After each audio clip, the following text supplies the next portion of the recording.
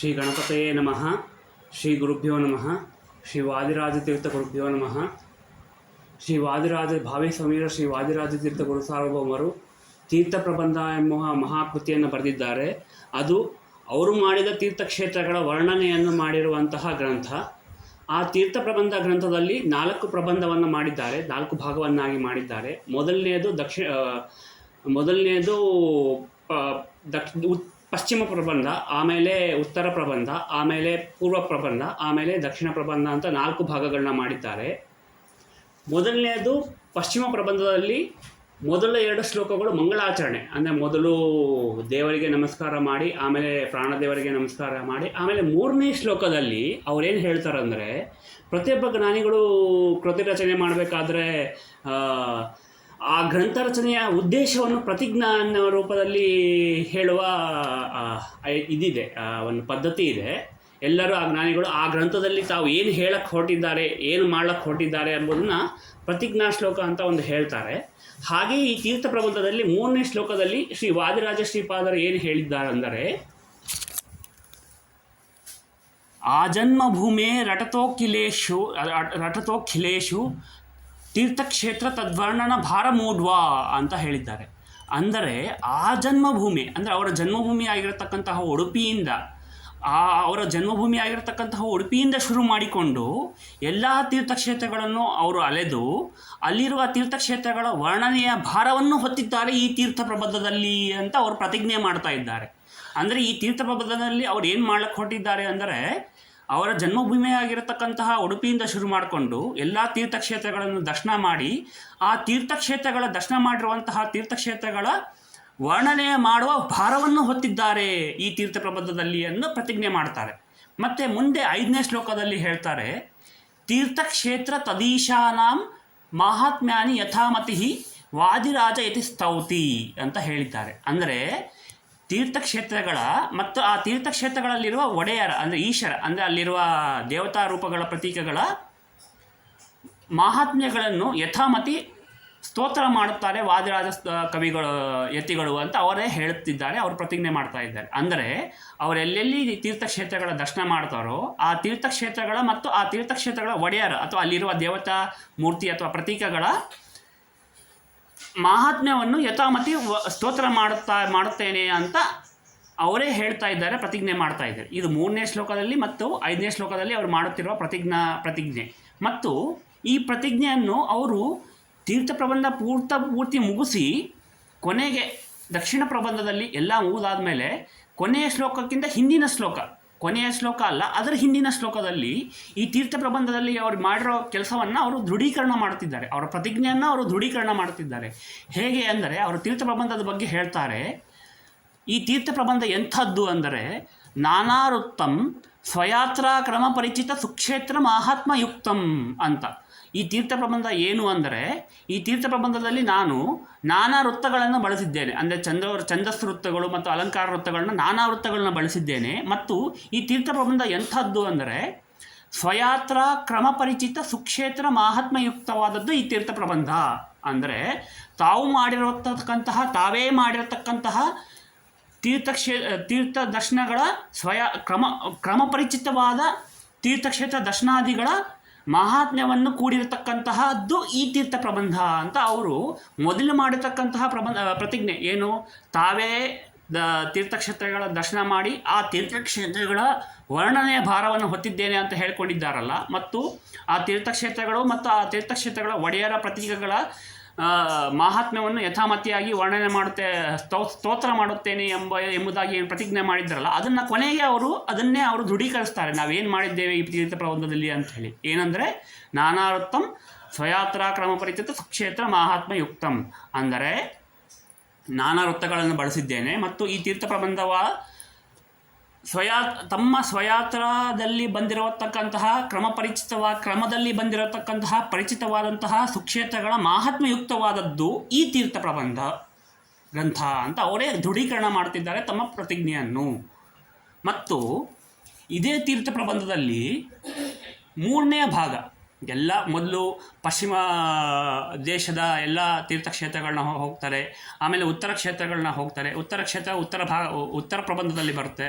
ಉತ್ತರ ಕ್ಷೇತ್ರಗಳಾದಮೇಲೆ ಪೂರ್ವ ಪ್ರಬಂಧದಲ್ಲಿ ಜಗನ್ನಾಥ ದರ್ಶನ ಮಾಡಿಕೊಂಡು ಆಮೇಲೆ ಹಾಗೆ ಹಂಪೆ ಕಡೆ ಬಂದು ಹಂಪಿಯಲ್ಲಿ ವಿರೂಪಾಕ್ಷನ ದರ್ಶನ ಮಾಡಿ ವಿಜಯ ವಿಠಲ ದರ್ಶನ ಮಾಡಿ ಪೂರ್ವ ಪ್ರಬಂಧದ 17ನೇ ಶ್ಲೋಕ ಆನೆಗುಂದಿಗೆ ಬರ್ತಾರೆ. ಆನೆಗುಂದಿ ಅಂದರೆ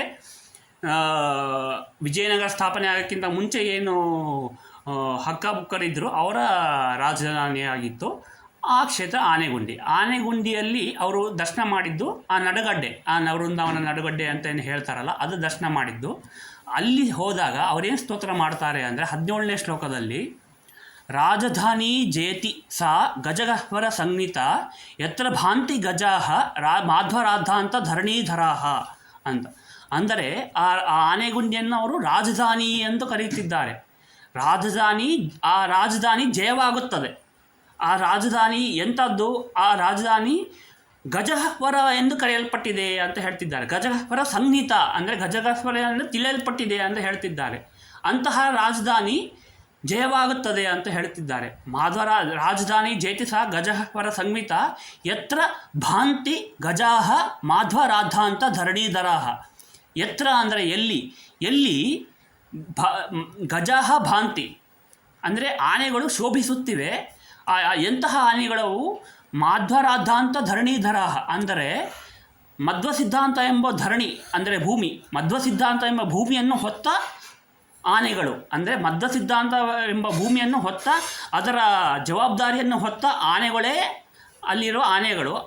ಅವು ಶೋಭಿಸುತ್ತಿವೆ. ಯತ್ರ ಭಾಂತಿ ಗಜಾಹ ಮಾಧ್ವರಾಧಾಂತ ಧರಣೀಧರಾಹ ಅಂದರೆ ಅಲ್ಲಿ ಅವರು ಹೋದಾಗ 8 ಬೃಂದಾವನಗಳಿತ್ತು. ಆ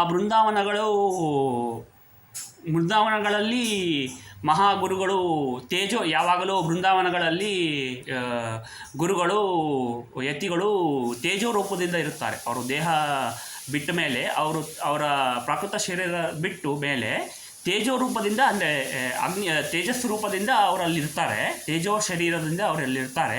ಅವರು ಶೋಭಿಸುತ್ತಿರ್ತಾರೆ ಒಳಗಡೆ ಬೃಂದಾವನದಲ್ಲಿ. ಅದಕ್ಕೆ ಭಾಂತಿ ಅಂತ ಬಂದಿದ್ದಾರೆ. ಭಾಂತಿ ಅಂದರೆ ಶೋಭಿಸುತ್ತಿದೆ ಅಂತ ಅರ್ಥ. ಗಜಗಳು ಭಾಂತಿ ಅಂದರೆ ಆನೆಗಳು ಶೋಭಿಸುತ್ತಿವೆ. ಅದಕ್ಕೆ ಆನೆಗಳಿಗೆ ಗಜಗಹ್ವರ ಎಂಬುವ ಶಬ್ದಕ್ಕೆ ಹೊಂದಾಣಿಕೆ ಇದೆ. ಆನೆಗುಂದಿ ಅಂದರೆ ಆನೆಗುಂದಿ ಹೆಸರಿರಬಹುದು ಊರಿನದ್ದು, ಆದರೆ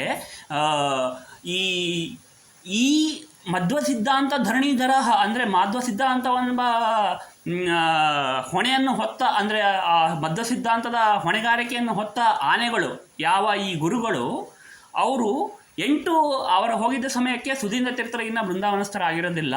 ಹಾಗಾಗಿ 8 ಬೃಂದಾವನಗಳು ಇರುತ್ತವೆ. ಹಾಗಾಗಿ ಅಷ್ಟದಿಗ್ಗಜರು ಎಂಬ ಶೋಭೆಯನ್ನು ಸೂಚಿಸುವುದಕ್ಕೆ ಆನೆಗಳು ಅಂತ ಅವರು ಪದಪ್ರಯೋಗ ಮಾಡಿದ್ದಾರೆ.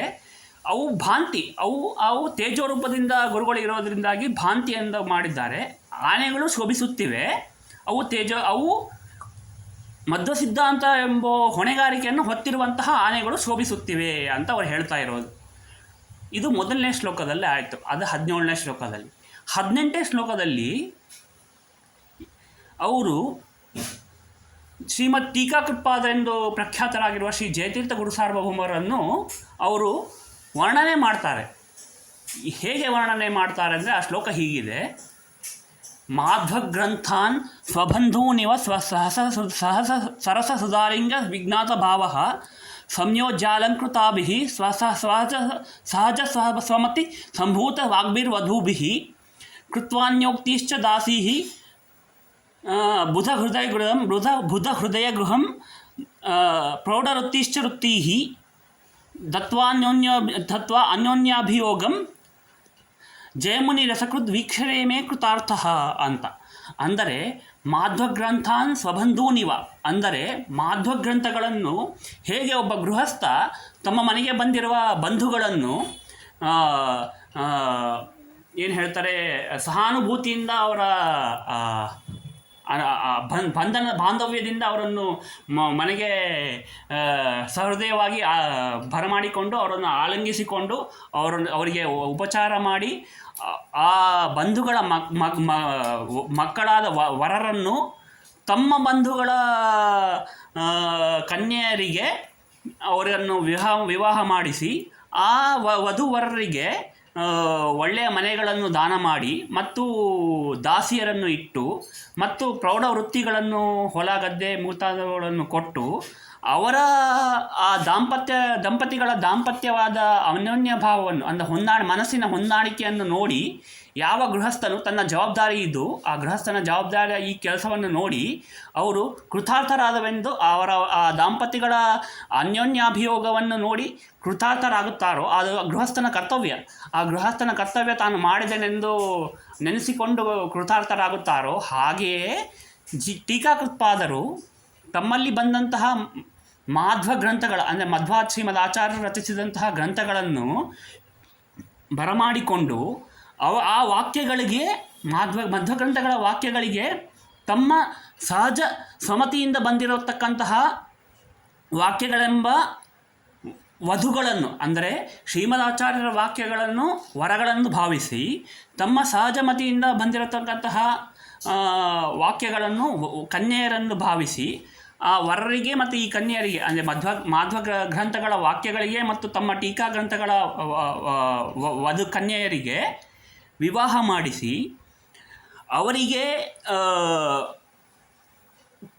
ಅನ್ಯೋಕ್ತಿಶ್ಚ ದಾಸೀಹಿ ಬೇರೆ ದುರ್ವಾದಿಗಳ ಮಾತುಗಳನ್ನು ದಾಸಿಯರನ್ನಾಗಿ ಮಾಡಿಕೊಟ್ಟು ಹಾಗೆ ಬುಧ ಹೃದಯ ಗೃಹಂ ಪಂಡಿತರ ಹೃದಯವೆಂಬ ಗೃಹವನ್ನು ಅವರಿಗೆ ಈ ದಂಪತಿಗಳಿಗೆ ಮಾಧ್ವ ಗ್ರಂಥಗಳ ವಾಕ್ಯಗಳು ಮತ್ತು ಟೀಕಾ ಗ್ರಂಥಗಳ ವಾಕ್ಯಗಳು ಈ ದಂಪತಿಗಳಿಗೆ ಪಂಡಿತರ ಹೃದಯವೆಂಬ ಮನೆಯನ್ನು ವಾಸವನ್ನಾಗಿ ಮಾಡಿಕೊಟ್ಟು ಆ ಪಂಡಿತರಿಗೆ ಈ ಟೀಕಾ ಗ್ರಂಥಗಳ ಮತ್ತು ಮಾಧ್ವ ಗ್ರಂಥಗಳ ವಾಕ್ಯಗಳ ಪರಿಶೀಲನೆ ಮುಂತಾದವುಗಳ ಪ್ರೌಢ ವೃತ್ತಿಯನ್ನು ಕೊಟ್ಟು ಮತ್ತು ಮುಂದೆ ಹೋಗಿ ಅವರ ಈ ಮಾಧ್ವ ಗ್ರಂಥಗಳ ವಾಕ್ಯಗಳು ಮತ್ತು ತಮ್ಮ ಟೀಕಾ ಗ್ರಂಥಗಳ ವಾಕ್ಯಗಳೆಂಬ ದಂಪತಿಗಳು ವಧುವರರ ಮನಸ್ಸಿನ ಅನ್ಯೋನ್ಯಾಭಿಯೋಗ ಅದರ ವಾಕ್ಯಗಳ ಇದರ ವಾಕ್ಯಗಳ ಅರ್ಥ ಸಂಯೋಜನೆಯ ಅನ್ಯೋನ್ಯಾಭಿಯೋಗವನ್ನು ಅವರು ಮಾಡಿದಂತಹ ಈ ಕೃತಾರ್ಥ ಸೇವೆಯನ್ನು ತಾವೇ ಮಾಡಿದಂತಹ ತಮ್ಮ ಕರ್ತವ್ಯವನ್ನು ನೆನೆಸಿಕೊಂಡು ಈ ಅನ್ಯೋನ್ಯಾಭಿಯೋಗವನ್ನು ನೋಡಿ ಅವರು ತಮ್ಮ ಕರ್ತವ್ಯ ಕೃತಾರ್ಥವಾಯಿತು ಎಂದು ನೆನೆಸಿಕೊಂಡು ತಮ್ಮಲ್ಲಿ ತಾವೇ ಖುಷಿ ಪಡುತ್ತಾರೆ. ಇದು ಈ ಸುಂದರವಾದಂತಹ ಸ್ತೋತ್ರ ಶ್ರೀಮದ್ ಟೀಕಾಕೃತ್ಪಾದರ ಸ್ತೋತ್ರದ ವಾಕ್ಯದ ಅರ್ಥ. ಇದು ವಾದಿರಾಜ ಮುನಿಗಳು ಜಯತೀರ್ಥರನ್ನು ವರ್ಣನೆ ಮಾಡಿದ್ದಾರೆ. ಎಲ್ಲಿ? ಆನೆಗುಂದಿಯಲ್ಲಿ. ಅಲ್ಲಿ ಹೋಗಿ ಮೊದಲು ಏನು 8 ಜನ ಯತಿಗಳನ್ನು ಆನೆಗಳೆಂದು ಹೇಳಿ ವರ್ಣನೆ ಮಾಡಿದ್ದಾರೋ, ಭಾಂತಿ ಎಂದು ತೀಜ ರೂಪದಿಂದ ಇದ್ದಾರೆ ಅಂತ ವರ್ಣನೆ ಮಾಡಿದ್ದಾರೋ, ಹಾಗೆ ಮುಂದಿನ ಶ್ಲೋಕದಲ್ಲಿ ಟೀಕಾಕೃತ್ಪಾದರನ್ನು ವರ್ಣನೆ ಮಾಡಿದ್ದಾರೆ.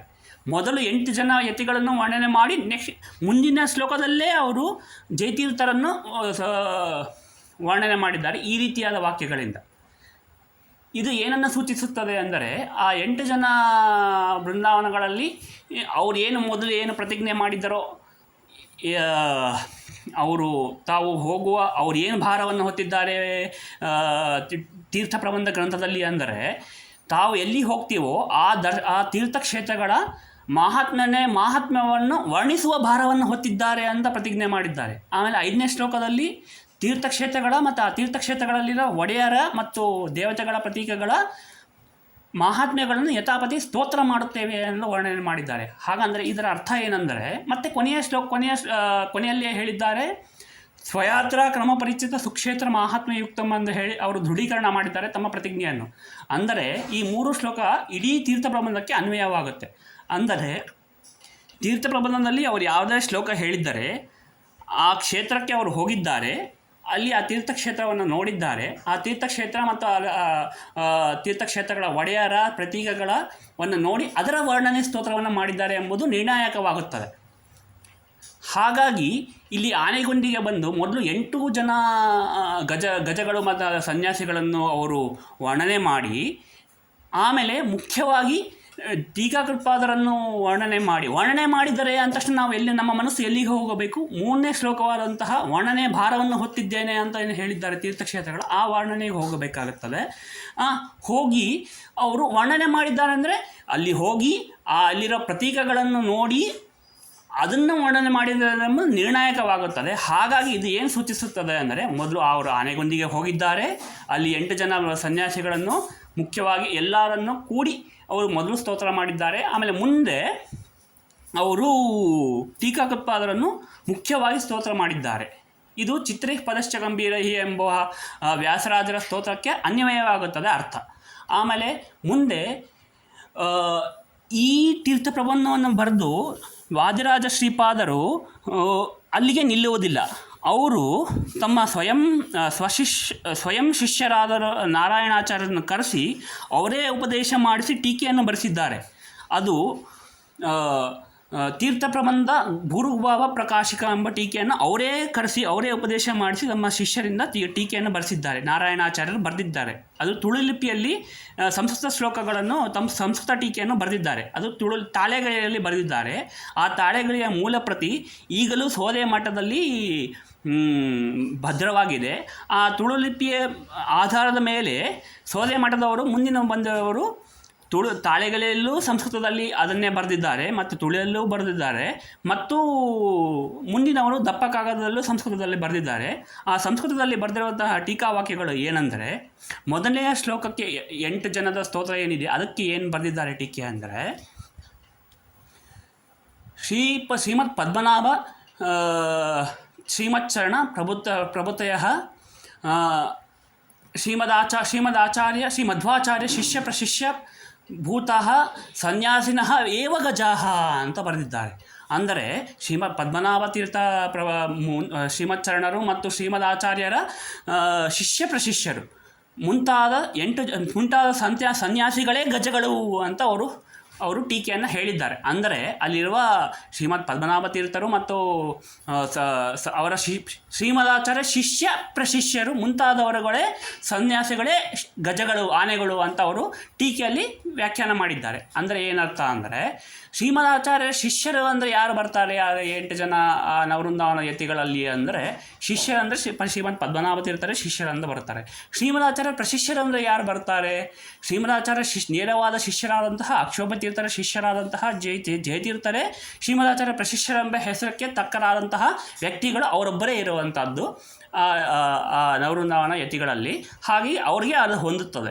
ಹಾಗಾಗಿ ಆ ಪದ ಅವರಿಗೆ, ಆ ಟೀಕೆಯಲ್ಲಿ ಬಂದಿರುವಂತಹ ಪದ ಅದಕ್ಕೆ ಅವರಿಗೆ ಹೊಂದುತ್ತದೆ. ಆಮೇಲೆ ಮುಂದಿನ ಶ್ಲೋಕವಾಗಿರತಕ್ಕಂತಹ ಮಾಧ್ವಗ್ರಂಥ ಎಂಬ ಶ್ಲೋಕಕ್ಕೆ ನಾರಾಯಣಾಚಾರ್ಯರು ಏನು ವ್ಯಾಖ್ಯಾನ ಮಾಡಿದ್ದಾರೆ ಅಂದರೆ,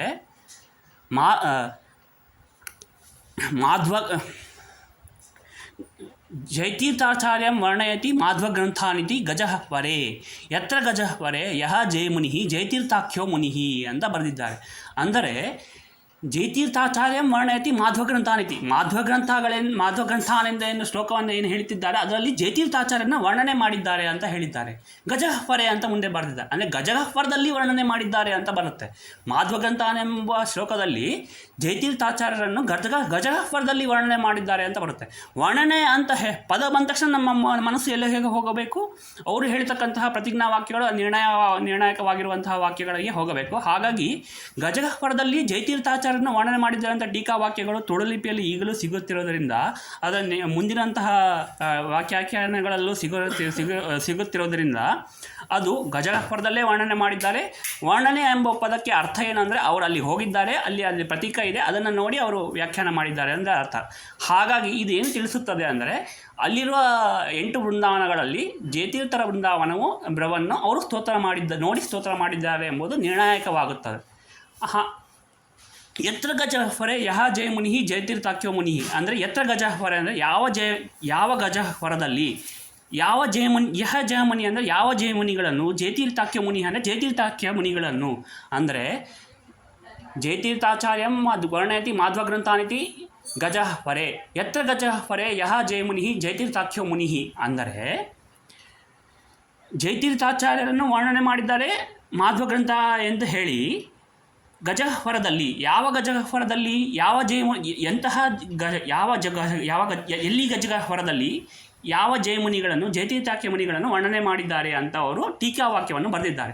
ಇದರಿಂದ ನಿರ್ಣಾಯಕವಾಗಿರೋದು ಏನಂದರೆ, ಆ ಗಜಹ್ವರದಲ್ಲಿಯೇ ಅವರು ನಿಂತು ಜಯತೀರ್ಥಾಚಾರ್ಯರನ್ನು ವರ್ಣನೆ ಮಾಡಿದ್ದಾರೆ ಅಂತ ಅರ್ಥ. ವರ್ಣನೆ ಮಾಡಿದ್ದಾರೆ ಅಂದ ತಕ್ಷಣ ನಮ್ಮ 3ನೇ ಶ್ಲೋಕಕ್ಕೆ ಹೋಗಬೇಕು.